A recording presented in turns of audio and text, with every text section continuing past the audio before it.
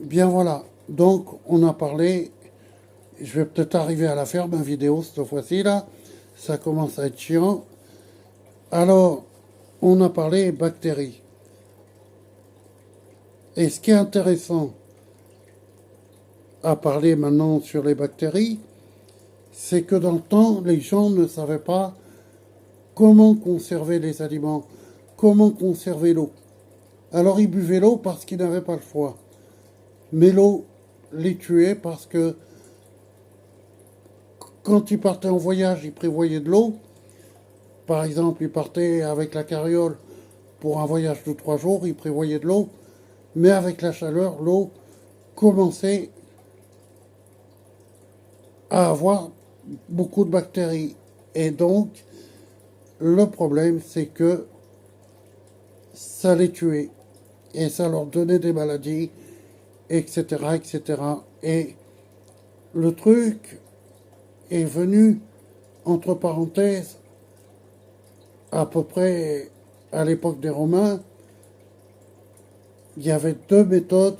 Il y a une méthode un peu plus ancienne peut-être, je ne sais pas exactement à quelle date ça se trouve, mais on va dire qu'il y a deux méthodes qui permettaient de rendre l'eau propre.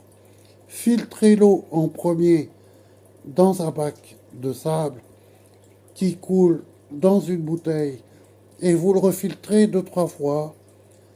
Et après, une fois passé dans le bac de sable, elle est de retour dans la bouteille, vous mettez un morceau d'argent ou un morceau de cuivre.